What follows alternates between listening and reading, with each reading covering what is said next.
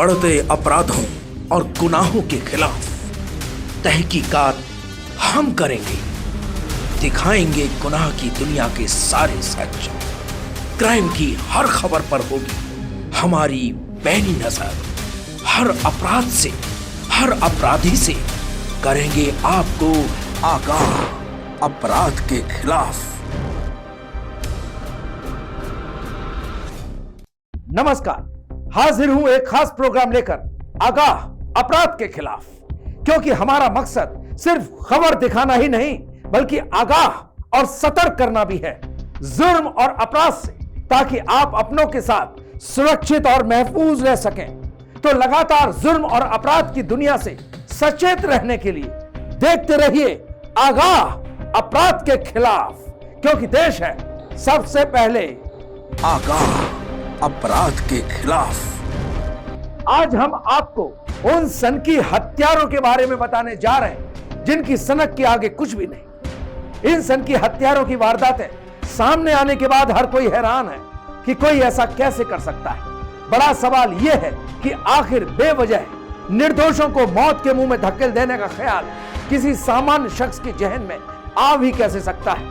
लेकिन यह सच है कि ऐसे सनकियों की दुनिया क्या देश में भी कमी नहीं है। दुश्मनी में दुर्दांत अपराधी बनने की बात तो समझ में आती है, लेकिन बेवजह इंसानी लाशों की ढेर लगाने की सनक अजीब ही है।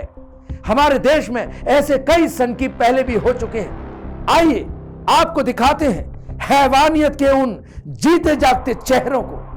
भारत पर हुकूमत करने वाले अंग्रेज भी जिससे घबराते थे, उस ठग का नाम है ठग बेहराम। बेहराम ने 1790 से 1840 के बीच 50 वर्षों में 931 मर्डर कर दिए। मूलतः एक लुटेरी गैंग का सरगना बेहराम और उसका गैंग पूरे देश में घूम घूम कर अपना शिकार ढूंढता था। उसका गिरोह भेष बदलकर लोगों को चकमा देने में माहिर था। यह गिरोह राहगीरों की हत्या कर उनका सामान लूट लेता और लाश भी गायब कर देता था। कई बार तो रास्ते में चल रहा पूरा का पूरा जत्था ही गायब हो जाता था। उस वक्त अंग्रेजी शासन के भी पसीने छूट गए। 1809 में अंग्रेज अफसर कैप्टन स्लीमैन को इसका पता लगाने की जिम्मेदारी दी गई। आखिरकार गिरोह का भंडाफोड़ हुआ। ठग बेहराम ने बताया कि वो रुमाल से लोगों की हत्या कर देता था। 1840 में उसे फांसी दे दी गई। आगाह अपराध के खिलाफ। ख्वाहिशों का दायरा तय करता है कि कोई क्या करेगा और कितना करेगा। उसे भी ख्वाहिश थी और कमाने की, कुछ और करने की। वो आयुर्वेदिक डॉक्टर क्लिनिक की कमाई से संतुष्ट नहीं था। फिर उसे कार चोरी का आइडिया सूझा। उसने 2002 से 2004 के बीच सिर्फ 2 वर्षों में दिल्ली, यूपी, हरियाणा और राजस्थान से दर्जनों कारें उड़ा ली। था वो चोर, लेकिन रुतबे का भी पूरा ख्याल रखता था। उसकी पोल नहीं खुल जाए इसलिए वो ड्राइवरों की हत्या भी करने लगा। वो डॉक्टर था, इसलिए लाश से किडनी निकालकर बेचने लगा। इस काम में उसे और ज्यादा पैसे मिलने लगे। अब उसका फोकस कार चोरी से किडनी चोरी पर हो गया। हत्यारे डॉक्टर देवेंद्र शर्मा ने पुलिस को बताया कि 50 हत्याओं के बाद उसने गिनती छोड़ दी। वर्ष 2008 में उसे फांसी की सजा सुनाई गई।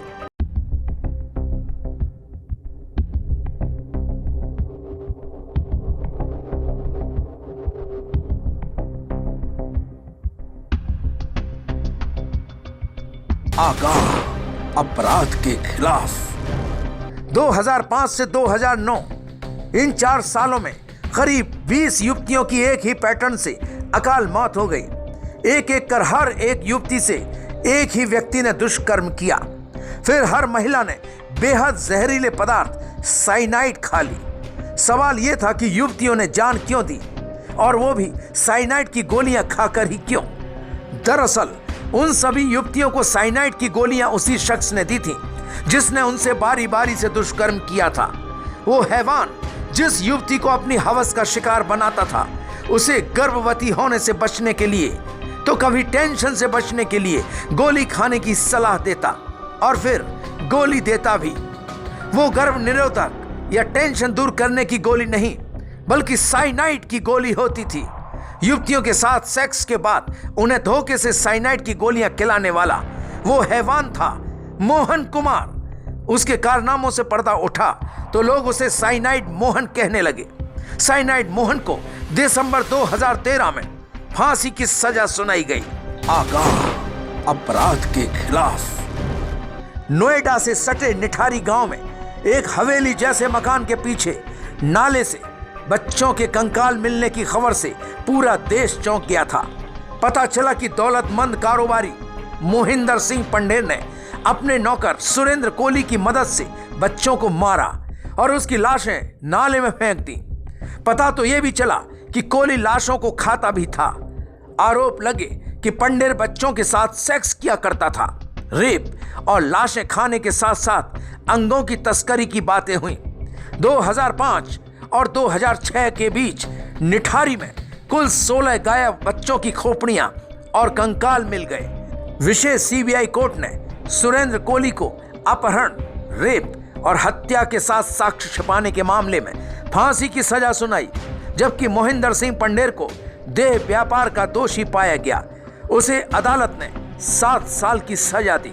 आगाह अपराध के खिलाफ। तमिलनाडु, आंध्र प्रदेश और कर्नाटक में 30 हत्याओं को अंजाम देने वाले एम जयशंकर की हैवानियत से हर कोई हिल गया था। ट्रक ड्राइवर जयशंकर ने 3 जुलाई 2009 को पहला रेप किया और अगले ही महीने अगस्त 2009 में उसने 12 महिलाओं का रेप किया और फिर सबकी हत्या कर दी।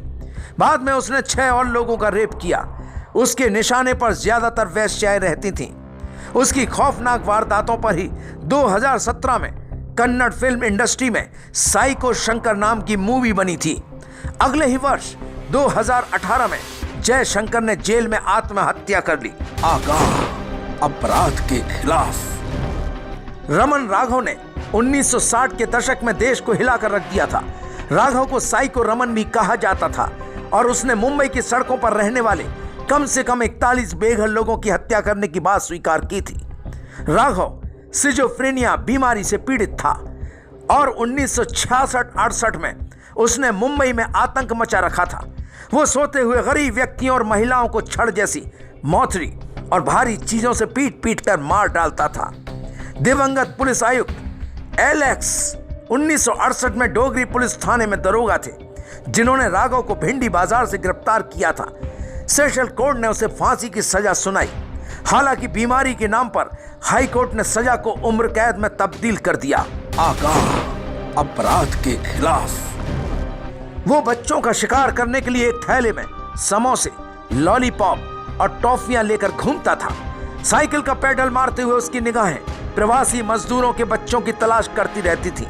उसने ज्यादातर बच्चों को सुबह 10 बजे से दोपहर 12:30 बजे के बीच ही दबोचा था, क्योंकि वही वक्त होता था जब मजदूर बच्चों को घर में छोड़कर काम पर जाते थे। उसने कुल 17 बच्चों को मौत के घाट उतार दिया। दरबारा सिंह फौज में था और पठानकोट में तैनाती के दौरान अपने सीनियर पर ही हमला कर दिया था। उसी कारण उसे फौज की नौकरी से हाथ धोना पड़ा था। नौकरी जाने के बाद तो वो सीरियल किलर ही बन गया। दरबारा को 30 साल की सजा सुनाई गई, लेकिन 2003 में उसे अच्छे आचरण के कारण 10 साल बाद ही रिहा कर दिया गया। हालांकि जेल से निकलकर उसने फिर से हैवानियत शुरू कर दी। 2004 में उसे दोबारा गिरफ्तार किया गया। तब उसने कहा कि अगर वो इतनी जल्दी पुलिस के हत्थे नहीं चढ़ता तो इस बार और तेजी से हत्याएं करता। 2008 में उस दरिंदे को फांसी की सजा सुनाई गई। तो ये थी अपराध से जुड़ी कुछ खबरें। ध्यान रहे, मकसद खबरें बताना नहीं, आपको जुर्म से आगाह करना है, ताकि आप और आपके अपने सुरक्षित रह सकें। तो लगातार जुर्म और अपराध की दुनिया से बचे रहने के लिए देखते रहिए आगाह अपराध के खिलाफ, क्योंकि देश है सबसे पहले आगाह अपराध के खिलाफ।